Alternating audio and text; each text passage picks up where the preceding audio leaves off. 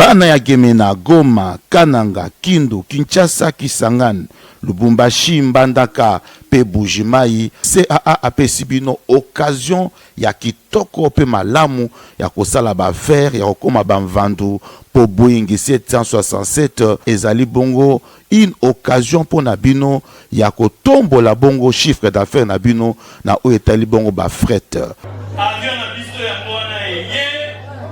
tokosala na yango mosala moto abamisa moninga moto akandela moninga ezali te soki napesi yo biloko lobi koya lisusu awa te. Avion na bino yango wana eye tosala mosala lutu tokomema kopo tokomema sani tokomema ba plastique tokomema friperi tokomema ba moto tokomema mituka tokomema ebona nzela ya kananga bataba ya bomoi tokomema pumba pe tokomema.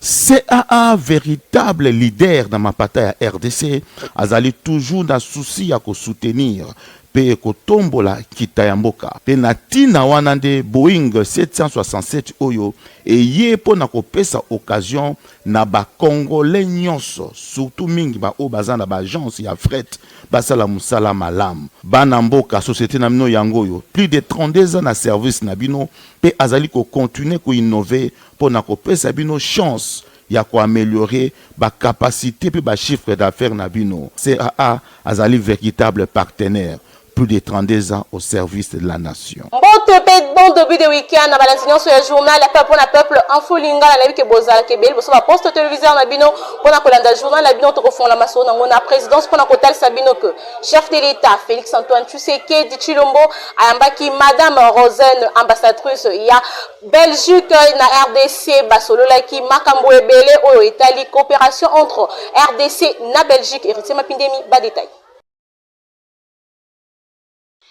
Chef de l'État Félix Antoine Tshisekedi Tshilombo ayambaki jeudi 7 novembre na cité ya Union africaine ambassadrice ya Belgique na République démocratique du Congo Roxane de Bildering oyo baloyelaki makambo ya ndenge na ndenge etali relation bilatérale entre bamboka nyonso mibale balobelaki pe makambo etali investissement économique oyo nyonso etali samaki boye en provenance ya Sid Ubangi et Paiwapi a visité qui plantation de produits agricoles et la République démocratique du Congo, diplomate belge a talisi posé à créer zone moko économique spéciale pour développer corridor oyo ezali ko memati na Douala na Cameroun on a exporter ba produits nyonso oyo ndenge alobi boye kota la production congolaise elingi kota lisake ba emploi pe création économique yango ezali kota lisako za ba produits oyo ekozana na primoko ya muke on a population ya République démocratique du Congo yango ekolona sur le plan local kaka na secteur ya investissement na RDC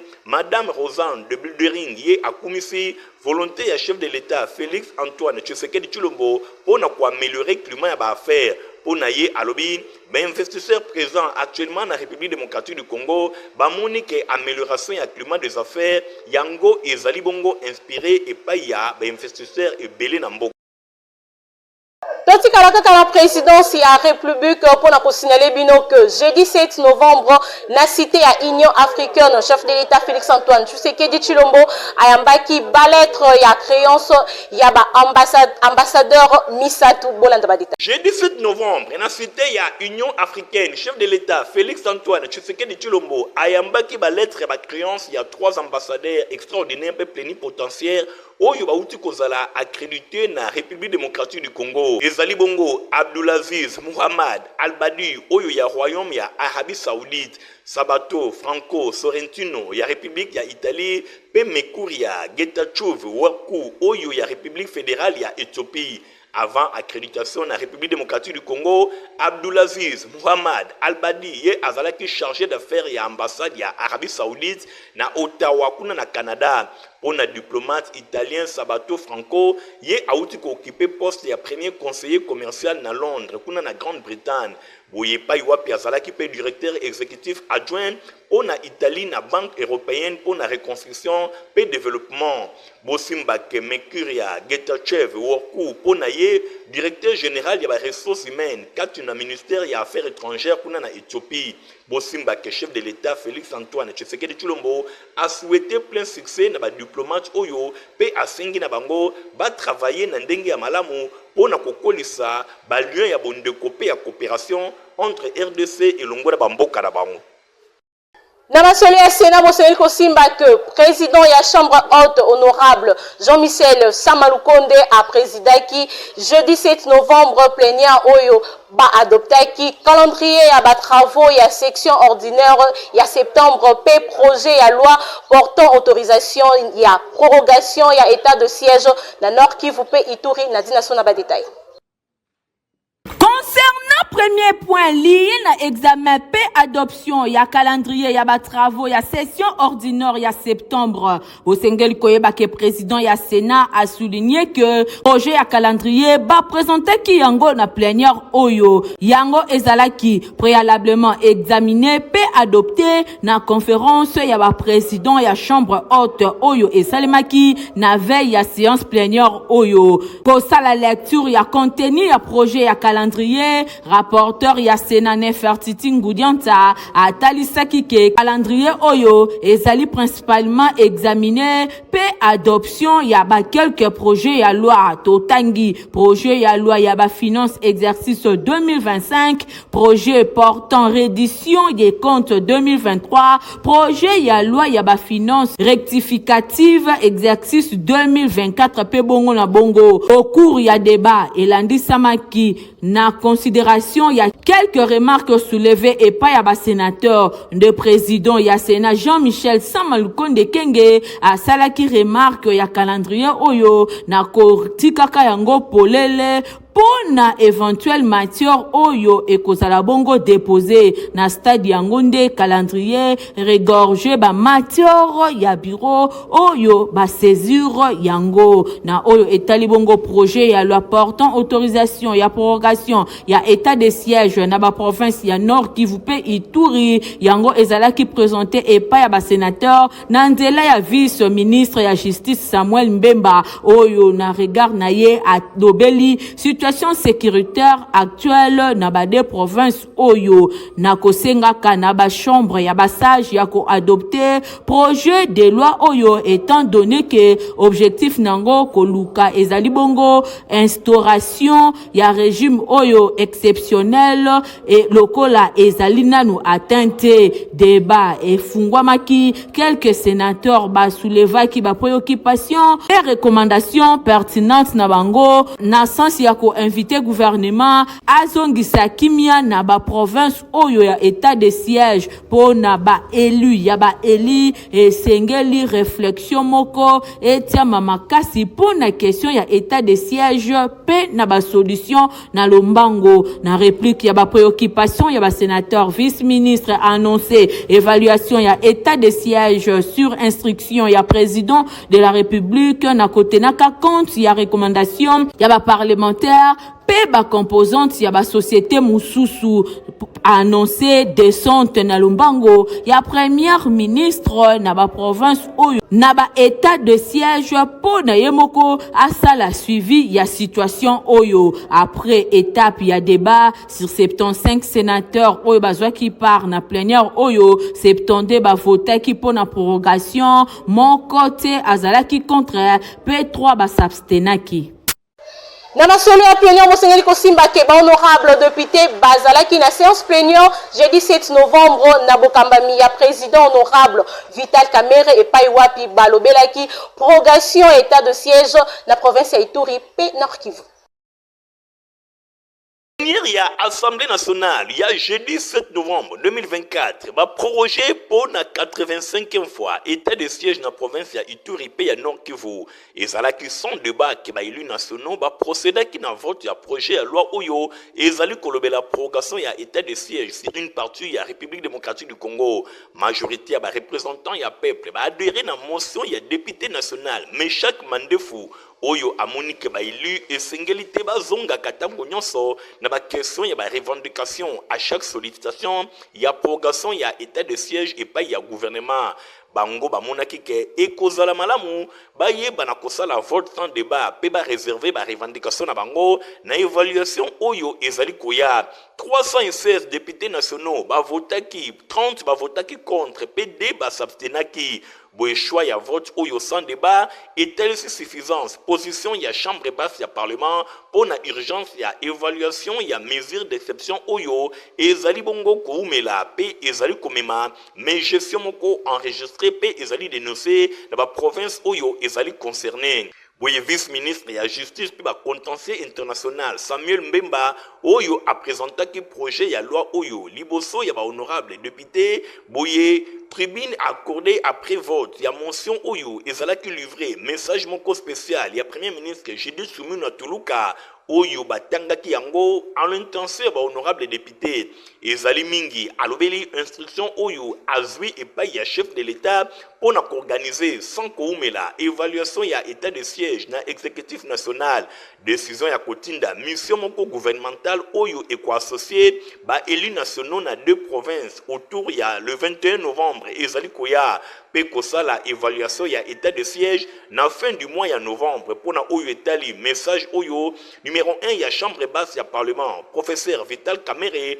atalisi posa na ye ya komona ke milulu Oyo ezala organisé na palais du peuple siège ya représentation nationale insisté mingi na respect ya statut social de ba députés nationaux Oyo esengeli bazala associé na mission gouvernementale bosimba ke ba motion d'information ebele ezalaki ya kotangama epai ya ba députés nationaux pona Oyo etali plénière Oyo ba abordaki pe situation sécuritaire pe sanitaire na ba agglomération respective.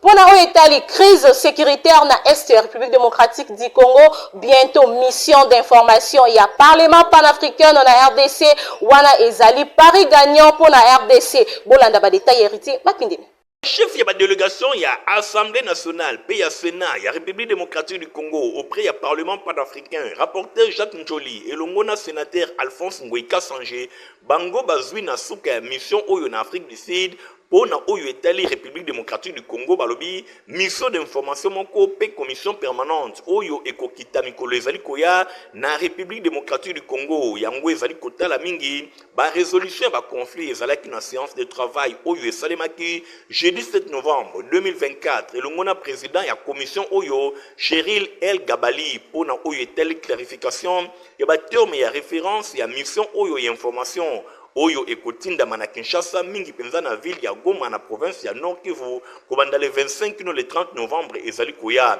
na tina wana parlement panafricain na motivation na ye pona architecture ya sika ya Union africaine bango bazwi place pona koyoka mongongo ya ba peuple africain ekotali sa volonté na bango ya kotikala indifférente liboso ya makambo ya mabe Oyo ezali kosalema na République démocratique du Congo ndenge azali agressé epai ya Rwanda na tina wana bakotinda mission moko information ekokambama na président ya commission permanente ya Parlement panafricain Oyo azali chargé ya ba relation internationale pe ba résolution ba conflit Cheryl El Gabali pona kotala ndenge nini sur terrain makambo ezali kotambola na est ya République démocratique du Congo Oyo azali agressé epai ya Rwanda na nzela ya ba rebelle ya M23 sur place mission Oyo akokutana na ba président ya deux chambres ya parlement ya République démocratique du Congo professeur Vital Kamerhe et longona Jean-Michel Samalukonde Kenge président ya Sénat pe bakokende na Goma pona kotala situation sur terrain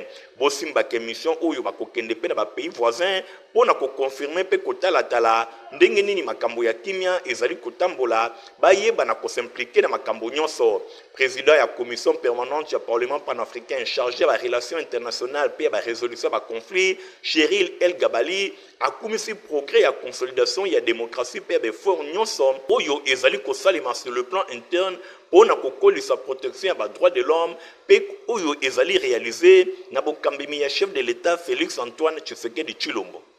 Sonia Primature, Bosengel Kosima que Judith Souminwa à Ziambaki, jeudi 7 novembre, délégation syndicale ya Jekamine, beaucoup tani oyo, balobela ki mingi avenir ya entreprise ya minene ya RDC, Nathalie Kaila, héritier Matinde. Jeudi 7 novembre 2024, Premier ministre Judith Souminwa ayambaki délégation syndicale ya Jekamine, entreprise emblématique ya République démocratique du Congo. Beaucoup tani oyo ezalaki na pokwa ba abordaki mingi ba enjeu ya makasi pour avenir ya entreprise oyo eza na cœur ya économie ya République démocratique du Congo. Na audience Jean-Marie Moukalai, président ya syndicat ya Jekamine, atalisaki ba gravité ba définition son entreprise eza na yango. Alobi masona bango balobeli survie ya Jekamine oyo ezali koleka na renouvellement et bautu ya production na yango ndenge a déclaraki alobelaki pe infrastructure oyo ekomi bongo ya kala esengeli ezala moderniser alobeli sous performance ya ba usine ndenge a insistaki bazana besoin ya investissement moko ya makasi pour na ko revitaliser ba capacité ya production ya Jekamine. Moukalai atalisaki pe ba question ya makasi pour na ba ressources minières a précisé que la plupart ya biloko na bango et cédé et pas ba partenaires en situation oyo ezali bongo ko sécuriser ba nouveau gisement pour na ko alimenter ba future installation pe ko garantir pérennité ya ba entreprise. Bosimba ke réaction ya Premier ministre Judith Souminwa Tuluka ezalaki signe moko ya espoir pour na délégation syndicale. Réponse ya Premier ministre ezali bongo réponse moko rassurante à promettre bango ke akosala nyonso pour na kozongisa Jekamine ndenge ezalaki intersyndical ya Jekamine atalisaki balobelaki ba engagement financier pe lisusu balobelaki esengeli l'État ayeba na kondima ko verser moins misolo pour na ko faire redémarrer ba usine na bango. Boye point mususu ezalaki abordé na ba échange na bango elongo na ba délégués syndicaux ya Jekamine Judith Souminwa elongo na ye balobelaki rôle ya partenariat oyo Jekamine azali ko jouer elongo na ba entreprise mususu propriétaire pe actionnaire na bango l'État. Jean Moukalai boye alobi bango nyonso ba plaider pour que l'État ayeba na ko investir lisusu pour na ko faire bénéficier collaboration moko ya malonga elongo na ba partenaire privé pour na modernisation ya entreprise nyonso wana ezali kotalisa ke esengeli l'État ayeba na kosala makasi pona kosilisa makambo pona oyo etali audience oyo balobeli Jekamine azali charnière makasi pona économie ya mboka ba engagement oyo ezwami na Premier ministre elongo na ba syndicat et kozala désormais ba ko concrétiser yango pona efficacité ya musala boye po Jekamine eyeba na ko vivre lisusu bosimba ke premier pilier ya programme ya action ya gouvernement Souminwa ezali ko prévoir industrie minière compétitive pe parmi ba action oyo ezali identifié bazali kolobela réalisation ya état des lieux ya ba société minière ya l'État mingi ko veiller pour nation ya ba plan stratégique pe développement pe plan ya restructuration ya ba entreprise oyo. Kaka na primature pour la côté Sabino que Premier ministre Judith Souminwa ayambaki pe jeudi 7 novembre réseau ya ba femme mandataire ya RDC oyo et kambamaki na présidente na yango Sylvie Elenge DG ya RTNC une fois de plus Nathalie Kaila héritier Mapinde.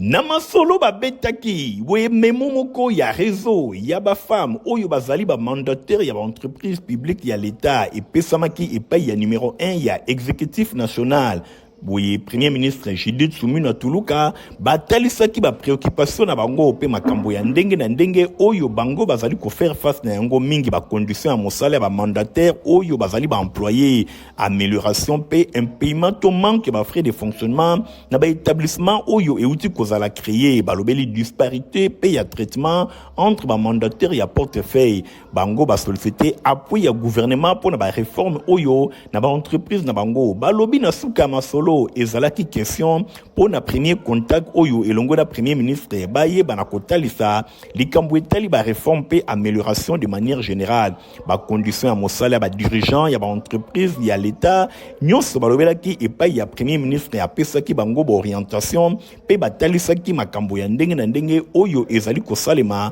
ndenge Christelle Mwabilu secrétaire ya réseau atalisaki réseau ezalaki émerveillé ya kotala ke maîtrise na ba question nyonso na ngambu ya premier ministre atalisi ke gouvernement azali ko travailler déjà pour na préoccupation na bango pe ba kotia politisation pour na favoritisme oyo ezali décrié baye bana kolongola yango ba critères et objectifs ba critères nyonso ya malonga esengeli eye bana kosala boye gouvernance ya malonga ba entreprise publique ezali priorité pour na Judith Tsuminwa a interpellé ba femme mandataire publique bango nyonso baye bana kosala pour na bonne gouvernance baye bana ko atteindre ba résultat ya malonga pour na ko contribuer na développement ya mboka 5e pilier ya programme d'action 2024-2028 gouvernement Tsuminwa azali ko s'engager pour na amélioration ya gestion ba ressources humaines nyonso ezali défini na politique salariale ezala équitable et rationnelle nyonso wana kolongola discrimination pe kolongola makambo nyonso mabe oyo ezali ko bebisa mosala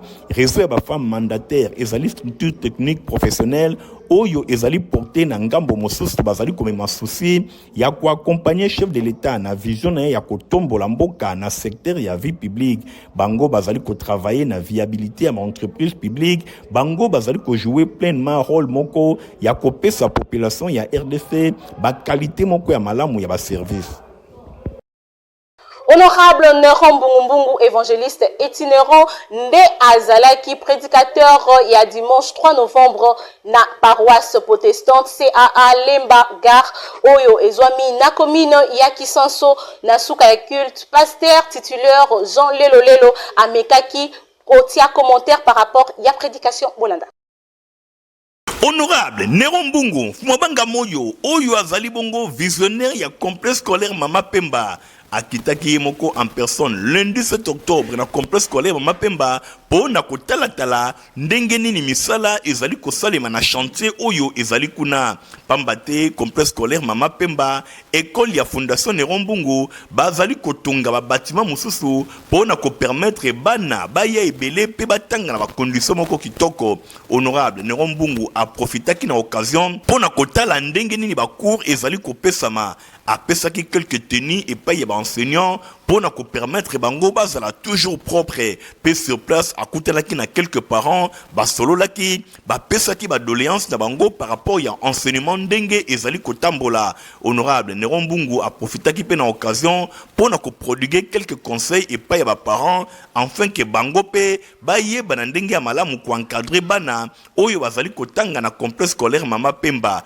et sukaki wanate. Honorable Neron Mbungu asalaki tour ya école Mobimba pour na kotala ndenge nini makambo ezali kotambola kuna pambate complexe scolaire Mama Pemba ezali école oyo ezali kosala fierté na République démocratique du Congo en général pe na ville ya Kinshasa en particulier na esengo wana quelques enseignants balobaki boye na micro ya Info Lingala. Pour remercier sincèrement Nzambe d'abord et puis excellence Neron Mbungu. Vraiment biso azang sa biso maloba pour les élèves moko inattendu. On ne savait même pas que akoka ko sala biso surprise oyo. Ayi biso bilamba oyo biso nyonso toza plus ou moins 150 matins. Ayi biso ngotola taka autant tozotangisa bana tozala très à l'aise ba poussière ba créer et bebisaka bilambo to yaka no musalati. Yango to sengiye un grand merci. Nzambe alola abakisila ebele. En tout cas, eza impeccable. Tozongisi matondi na mokonzi na biso son excellence Neron Mbungu Fumabanga Moyo na penser na biso balakisi bilamba na biso tango tozosala musala tozotangisa tobeba te kozali na cadre tozala vraiment propre.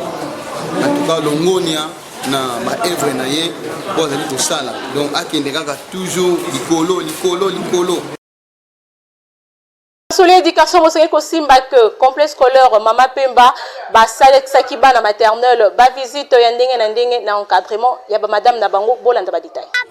Pourquoi les cheveux sont blancs et qui sorcier? Non, ma petite fille, c'est le type pas sorcier. Les cheveux blancs, c'est la fille et la biso maternelle ezalaka mwana fois mona mwana fois simba mwana fois goûter.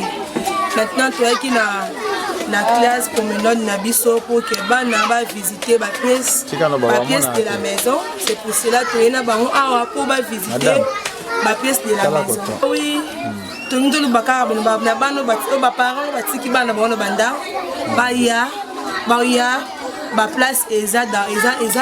encore ebelé pour na bana bango pe ba ozala bien encadré biso na mama pe bana ba monaka ba simbaka pe ba butaka. Donc ici il y a la différence au quotidien biso bana ozala décider maman papa ici kozali ozala décider parce que maman Pemba eza toujours le leader.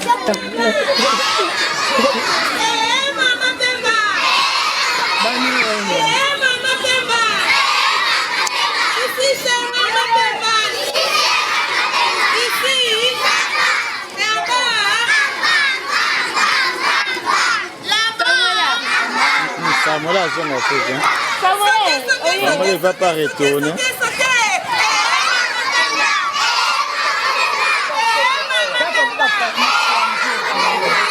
Kulata basapatu ya kitoko na RDC to na ville province ya Kinshasa solution ezakaka na présidence de la SAP et pas sa père de l'État Papa Griffe Bolanda.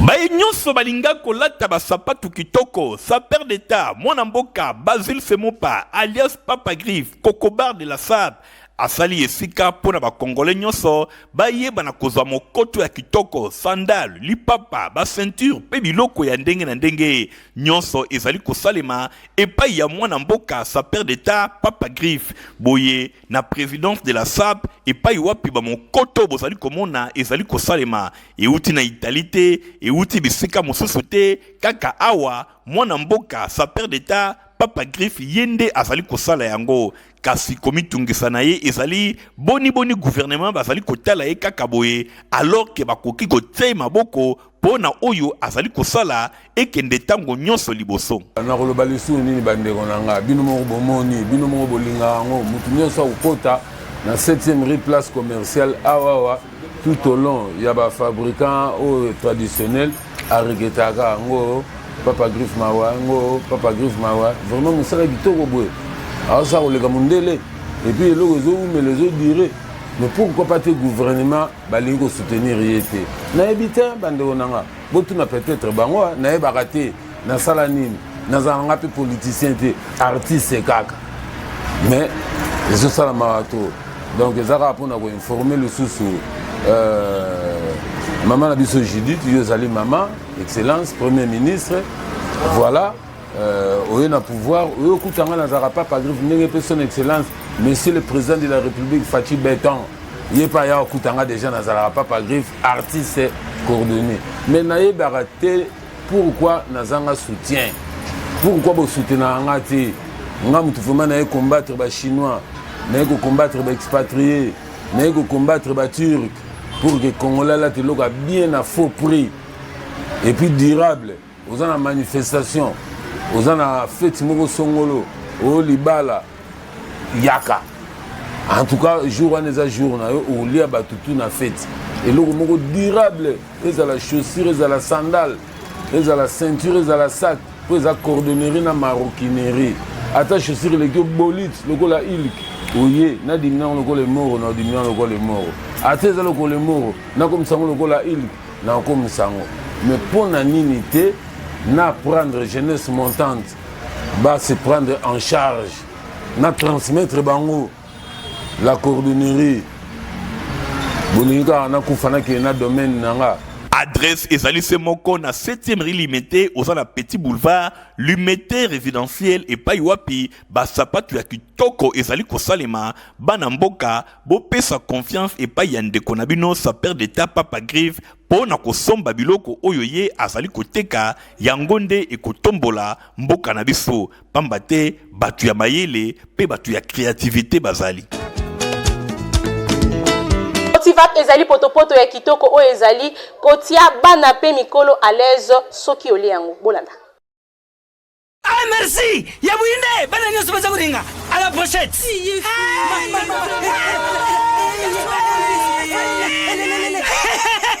Vous allez quoi demain? Protivap et tonne la protéine et énergie. Ah papa, merci pour les pour les enfants. Eh Bino, bote la baonine. Bote na kodona Bino. Baba kansa bomba bonga. Bona bana na yo bakumarukura bana oyo. Faut laisser kabango poto Protivap. Et ça va pota te. Allez, kamata. Bon appétit. Bana nyeso ba yaka Protivap. Ah, bah si kuria ya bango Protivap. Ba bandi badasi na bango ya ba bébé pro. Tala. Ba yango. Tata kitoko ntoto makati. Tukana mbimbi. Oyo tukana mbimbi.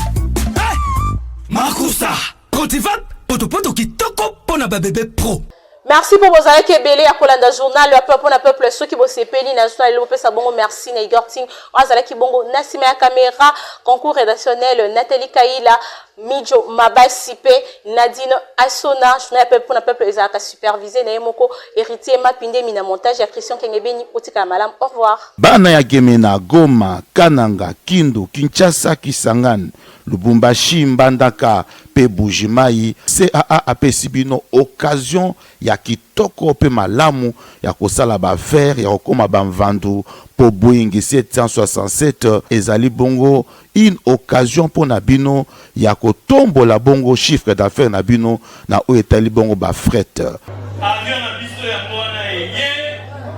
tokosala na yango mosala moto abangisa moninga moto akandela moninga ezali te soki napesi yo biloko lobi koya lisusu awa te avion na bino yango wana eye tosala mosala lutu tokomema kopo tokomema sani tokomema baplastike tokomema liberi tokomema bamoto tokomema mituka tokomema ebongo na nzela ya kananga bataba ya bomoi tokomema pumba pe tokomema.